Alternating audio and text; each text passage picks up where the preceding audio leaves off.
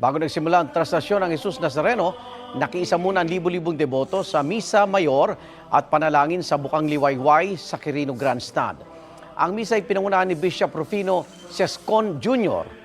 May unang balita live si James Agustin. James.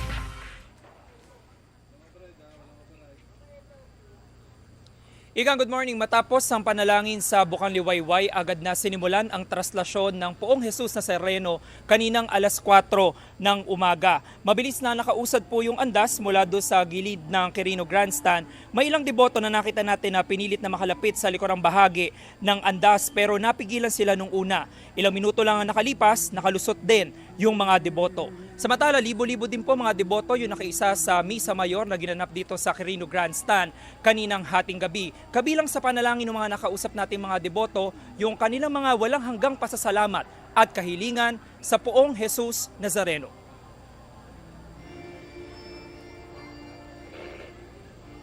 Sama-sama sa panalangin ng libo-libong deboto ng Poong Jesus Nazareno na nakiisa sa Misa Mayor sa Quirino Grandstand kaninang hating gabi.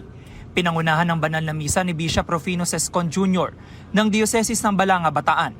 Humalili siya kay Manila Archbishop Jose Cardinal Advincula na kasalukuyang nasa Roma.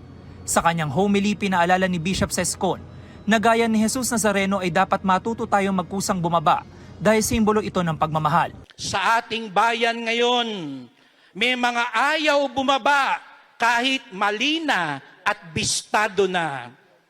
Ayaw bumaba kahit pahirap na sa bayan.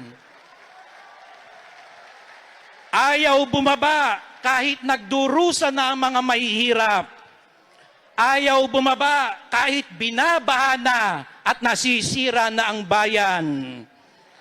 Ayaw bumaba kahit hindi karapat-dapat.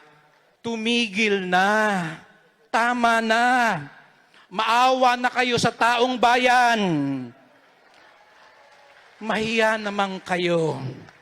Bumaba na ng kusa, alang-alang sa awa at pag-ibig. Ang tunay raw na deboto ni Jesus Nazareno ay marunong makinig at sumunod.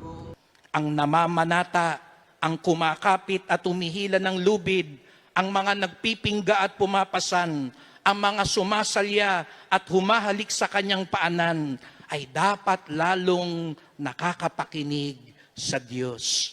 Sa Poong Nazareno, natututunan natin ang mga bumagsak ay muling makababangon.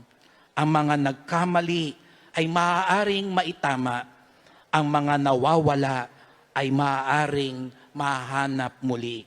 Kabilang sa mga nakiisa sina Krisha at Derry kasama ang 4 na taong gulang nilang anak na si EA. Galing silang Caloocan at nag-leave sa trabaho para makadalo sa traslasyon. Every year namin itong ginagawa. Mas napapanatag yung pagsasama naming mag-asawa. Mas lalong tumatatag yung pagsasama. Since naging kami, 6 years na din akong nagde-devotion din. Si Derek susubukan daw ulit na makahawak sa lubid na humahatak sa andas. Bahagi na raw ito ng kanyang panata. Importante sa akin na paghawak sa lubid dahil dito natutupad ko yung mga hiling ko sa Poong Jesus Nazareno. 4 na dekada ng deboto ang PWD na si Miriam. Lalo raw lumalim ang kanyang pananampalataya kay Jesus Nazareno nang maputulan siya ng kamay matapos maaksidente noong 2024. Nung nadisgrasya po ako, ay pinalangin ko pa na bigyan pa ako ng isang buhay. Ito nga po, nabuhay po ako ng ganito.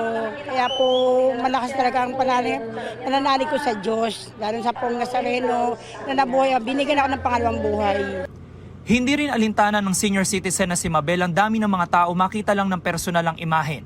Sa 20 taon niyang pamamanata, marami raw hiling na natupad. Tulad po nung nadisgrasya yung anak ko, talaga pong laki ng tulong ng Nazareno sa amin kasi akala namin wala ng pag-asa pero naoperahan yung anak ko. Yung paniniwala po, yung pananampalataya, yung pagmamahal sa Panginoon. Yun po yun. Magkakaiba man ang pinanggalingan at rason ng pamamanata, pinagbuklod ng mga deboto ng iisang pananampalataya. Baon nila ang mga himala na ipinagkaloob ng Poong Jesus Nazareno at hindi matatawarang pasasalamat sa Kanya.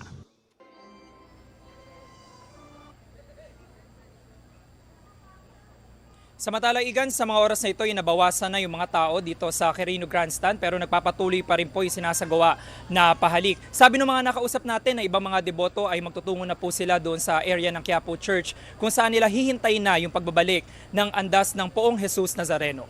Yung muna ilitas mula po dito sa Quirino Grandstand. Ako po si James Agustin para sa GMA Integrated News. Igan, mauna ka sa mga balita, mag-subscribe na sa GMA Integrated News sa YouTube para sa iba't ibang ulat sa ating bansa.